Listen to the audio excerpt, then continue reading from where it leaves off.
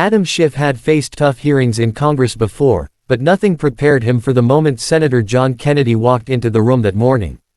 The hearing was supposed to be routine, a discussion on procedural transparency and oversight within various federal agencies. The room was full, tense, and unusually electric, as though everyone sensed that something significant was about to unfold. Cameras were already rolling, reporters perched on the edges of their seats, and aides shuffled anxiously, whispering predictions about what might happen. Schiff sat at the center of the long committee desk, his pen poised, his expression stern and determined. He was known for his control, for the way he commanded hearings, and for his ability to steer conversations exactly where he wanted them to go. But today, something about Kennedy's calm, almost casual demeanor unsettled him. Kennedy walked in with a slow, deliberate stride, holding a folder tucked under his arm, his glasses low on his nose, and his expression carrying that trademark mixture of country charm and razor-sharp wit. As Kennedy took his seat, Schiff leaned into his microphone, voice firm, authoritative. "Senator Kennedy, before we proceed, I want to remind all members that today's hearing is strictly focused on procedural matters. We will not be deviating into unrelated topics or political theater." Kennedy smiled faintly. "Well, Congressman, I'd hate to contribute to political theater. Lord knows Washington's got more drama than a goat in a hailstorm." The audience chuckled softly, but Schiff tapped his pen sharply against the table. "We will keep this serious, Senator." "Oh, I assure you," Kennedy said, folding his hands, "I've never been more serious." The hearing proceeded through its initial stages, with witnesses speaking in carefully measured tones, offering information that almost everyone knew would end up overshadowed by whatever Kennedy was preparing to unveil. Schiff sensed it. The staff sensed it. America sensed it. The cameras seemed to wait for Kennedy's turn like hunters poised for prey. Finally, Schiff cleared his throat.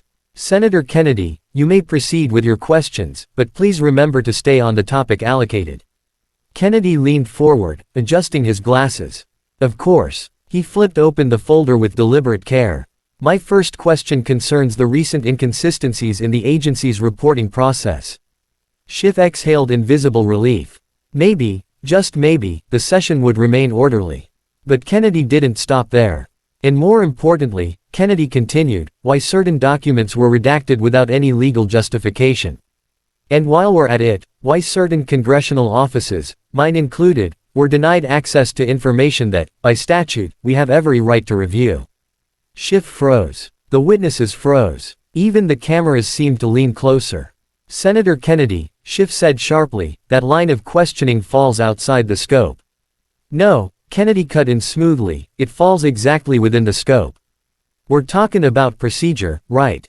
Well, sunshine, improper redaction and stonewalling are procedures, and mighty broken ones at that." The room erupted in murmurs. Schiff's jaw tightened. "Senator, I must ask you to refrain from." Kennedy held up a hand. "Congressman, with all due respect, if you're trying to silence me, you're gonna need more than a gavel and a scowl." That did it. The room exploded with gasps. Schiff slammed his hand on the table. "Kennedy, you are out of order." Kennedy remained perfectly calm. "If I'm out of order, it's only because the truth tends to make folks uncomfortable. Now, I know you're trying to keep this hearing tidy, but sweeping messes under the rug doesn't make 'em disappear. Just makes your living room smell funny." Laughter burst from the audience, but Schiff wasn't amused. His face reddened slightly as he leaned toward his microphone. "Senator Kennedy, I'm warning you." "Warnin' me," Kennedy repeated, tapping the folder. "Congressman, I've been warned by folks far scarier than you. I had an algebra teacher in the 10th grade who could silence an entire classroom with one eyebrow. Compared to her, you're about as intimidating as a porch cat." The room shook with laughter again. Schiff hit the microphone button to cut Kennedy off. "Your remarks are inappropriate, and I'm ordering you to yield your time." Kennedy calmly reached over and pressed his own mic button. "I ain't yielding a doggone thing." Gasps. Reporters scratched furiously at their notepads. Every network in America began preparing the breaking news banner. Schiff blinked in disbelief. "Senator, you do not have the authority."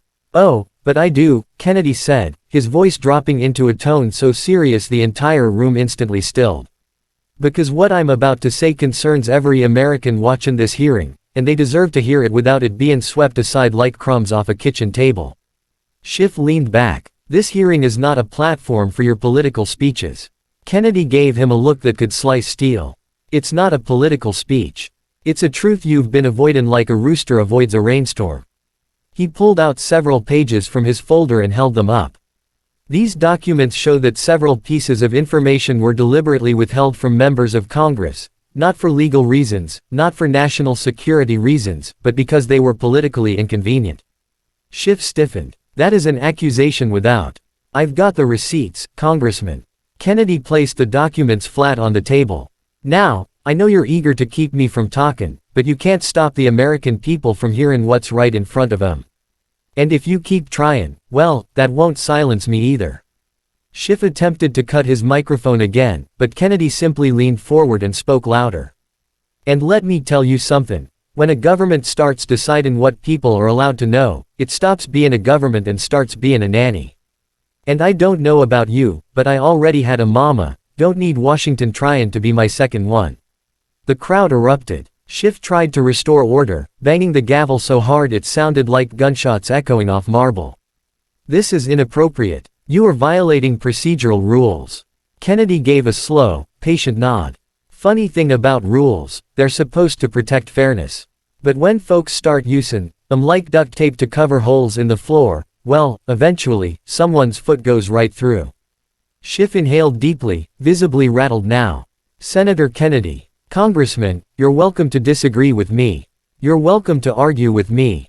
But you are not welcome to silence me. Not today. Not ever. With that, Kennedy picked up the documents and held them higher.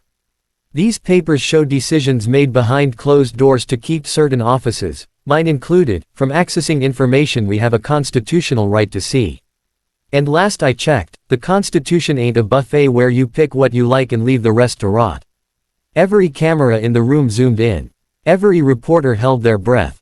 The tension was thick enough to slice with a butter knife. Schiff rubbed his temples, trying to regain control, but Kennedy wasn't finished. Now, I'm a simple man, Kennedy said, voice steady, and I don't pretend to have all the answers. But I do know this, when someone tries this hard to keep you quiet, it usually means you're saying something they don't want folks to hear. The silence in the room was absolute. Then Kennedy leaned back, folded his arms, and delivered the sentence that would be replayed on every television station in America before nightfall. So you can gavel, you can bark, you can fuss, but you ain't gonna shut me up. Not when the truth's sittin' here lookin' us in the face like a mule in a cornfield. The eruption was instant. Spectators burst into applause before security tried to restore order. Even some members seated beside Schiff struggled to hide their reactions. Schiff, red-faced and visibly shaken, tried once more to speak. This behavior is unacceptable, and I will not allow. Kennedy cut him off one final time, calmly sliding the documents across the table toward the clerk. Then don't allow it. But you can't undo it. And you can't unsay what's been said. America's heard it now. And trust me, they're a whole lot harder to silence than I am. Schiff looked as though he had nothing left to say. Kennedy stood, gathered his folder, and walked out of the room with the same slow, deliberate stride he'd entered with. The crowd parted for him like waves for a ship's bow, cameras flashing, reporters yelling questions, security scrambling to maintain order. Outside the chamber, Kennedy paused for one brief moment. A reporter shouted, "Senator Kennedy, did you expect Congressman Schiff to try to silence you today?" Kennedy gave that signature half grin. "Ma'am, expectin' someone in Washington not to try to silence the truth is like expectin' a mosquito not to bite. It's just in their nature.